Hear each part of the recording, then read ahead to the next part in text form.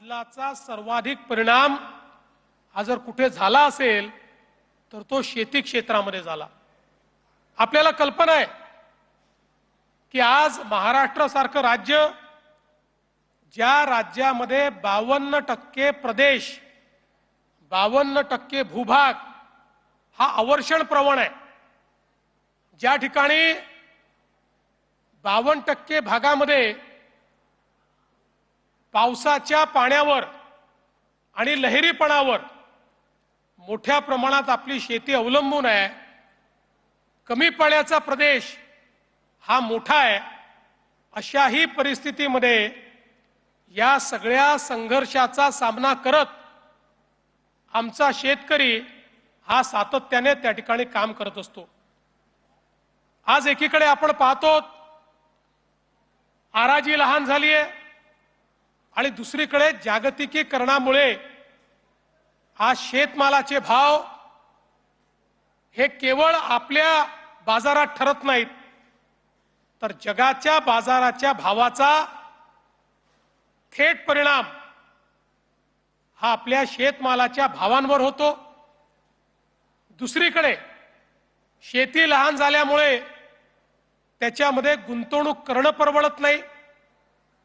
तिसरीकडे हळूहळू आमच्याकडे मोठ्या प्रमाणात आम्ही रासायनिक शेतीकडे गेल्यामुळे निविष्ठांचे वाढते दर हा शेतकऱ्यांसमोर एक मोठं आव्हान झालंय। रासायनिक शेतीमुळे सुरुवातीच्या काळात तर उत्पादकता वाढली, पण आज त्या उत्पादकतेवरही कुठेतरी प्रश्नचिन्ह निर्माण झालेलं आहे। जमिनीची जी उर्वरक क्षमता आहे ती क्षमता कुठेतरी कमी होते आहे। अशा प्रकारच्या अनेक दुष्टचक्रांमध्ये आज आमचा शेतकरी फसलेला आपल्याला पाहायला मिळतो। आणि म्हणूनच कुठेतरी अशाही परिस्थितीमध्ये जे उत्तम शेती करतायत, जे त्या ठिकाणी नंदनवन पिकवतायत, अशा शेतकऱ्यांचा सन्मान करताना त्यांच्याकडनं इतरांनाही बोध घेतला पाहिजे, अशा प्रकारची आपली अपेक्षा आहे। आज महाराष्ट्रामध्ये सातत्यानं आम्ही हा प्रयत्न करतो की शेती समोरची आव्हानं आपल्याला कमी करता आली पाहिजे।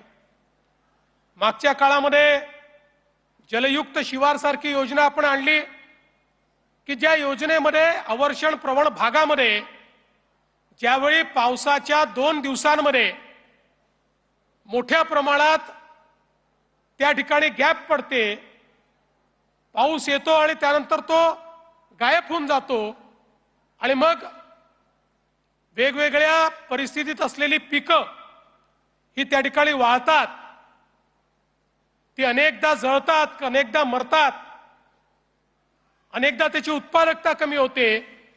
अशा परिस्थितीमध्ये किमान प्रोटेक्टिव्ह इरिगेशन घेता आलं पाहिजे।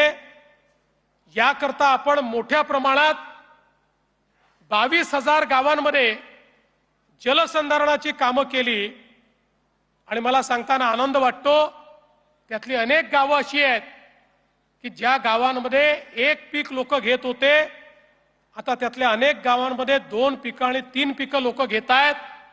ज्या ठिकाणी पीक घेणं कठीण होतं अशा ठिकाणी आता बागा देखील लोकांनी फुलवलेल्या आहेत आणि मागेल त्याला शेततळं या योजनेच्या माध्यमातून या महाराष्ट्रामध्ये मोठ्या प्रमाणात शेततळी आपण तयार केली आणि त्यातून कुठेतरी हवामानाच्या लहरीपणातही आमच्या शेतकऱ्याची शेती वाचली पाहिजे, अशा प्रकारचा प्रयत्न आपण केला।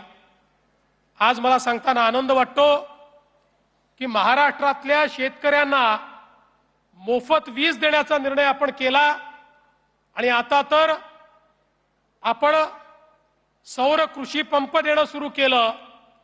आज देशामध्ये प्रधानमंत्र्यांच्या योजनेमध्ये जेवढे सौर कृषी पंप लागले त्यापैकी 60% पंप एकट्या महाराष्ट्राने या ठिकाणी लावलेले आहेत आणि आमचे शेतकरी हे पंप लावल्यानंतर आज अतिशय आनंदी झालेले आहेत। आपण घोषणा केली होती महाराष्ट्रातल्या शेतकऱ्यांना 12 महिने दिवसा वीज आम्ही देऊ, मला सांगताना आनंद वाटतो.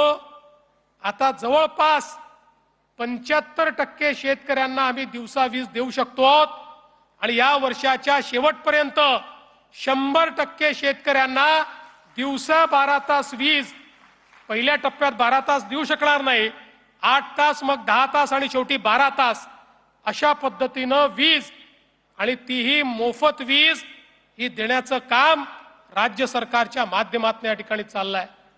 मला आपल्याला सांगितलं पाहिजे की या मोफत विजेकरता दरवर्षी राज्य सरकारच्या बजेटमधनं 28,000 कोटी रुपये हे आपण वीज कंपनीला भरतो.